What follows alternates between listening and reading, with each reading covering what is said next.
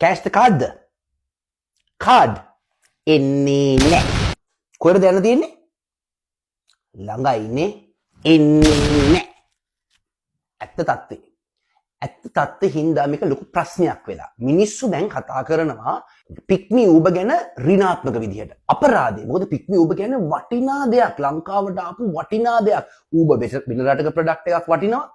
පික්මි ලංකාවේ ප්‍රොඩක්ට් එක. ඒකත් වටිනවා. නමුත් මිනිස්සු දැන් කතා කරනවා පොඩ්ඩ දැක්කොත් පික්මි ඌබ ගැන කතා කරන ඍණාත්මක විදිහට. ඕක ඩේන්ජරස්. ඕක ඩේන්ජරස් ඇයි? එන්න මිනිස්සු ඕක ගැන අප්සෙට් වෙනවා. ඉතින් ඕක හදන්නේ කොහොමද? ඕක හදන්න සිම්පල් විදිහක් තියෙනවා. වෙන මිනිහෙක්ගේ පැත්තෙන් හිතන්න පටන් ගන්න ඕන. රයිට්? උදාහරණයක් වශයෙන් ඒ මනුස්සයා කාඩ් දාන්නේ ඒ මනුස්සයාගේ අතේ කෑෂ් නැති හින්දා. රයිට්? ඉතින් අපි දැනගන්න ඕන අපි සර්විස් එකක් කරනවා නම් ඒ සර්විස් එකට සපෝට් එකක් හැටියට මේ කාඩ් එක ගන්න.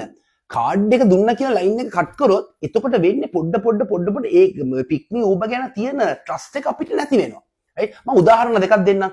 පළවෙනි උදාහරණය තමයි මගේ යාළුවෙක් මේ මෙච්චර කල් කරේ ටුවරිසම් ජපනීස් කට්ටියත් එක්ක. ඒ කට්ටිය දැන් මේ දවස්වල එච්චර වැඩි එන්නේ නැහැ. ඒකින්ද පික්මි පටන් ගත්තා. පික්මි වලින් කොච්චර ඔය වගේ මිනිස්සුන්ට ජොබ්ස් දුන්නද? මාර වටිනවා ඒක. ඕක මාර වටිනවා. රයිට්?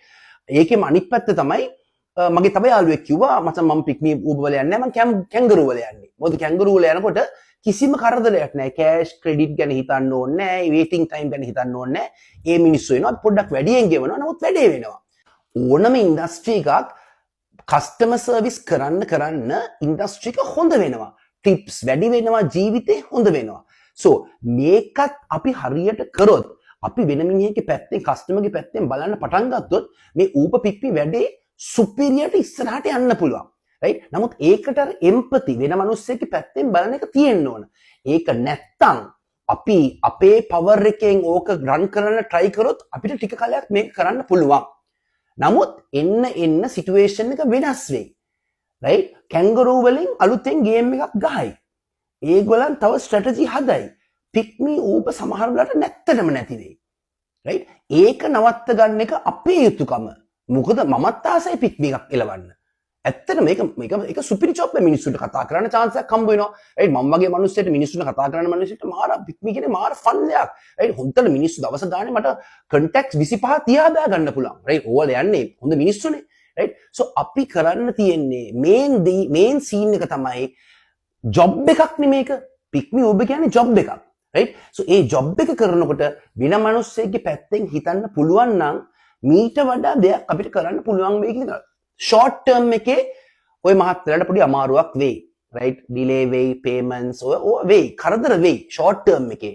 නමුත් ලොන්ග් ටර්ම් එකේ ඕගලම් බ්‍රෑන්ඩ්ස් වෙයි.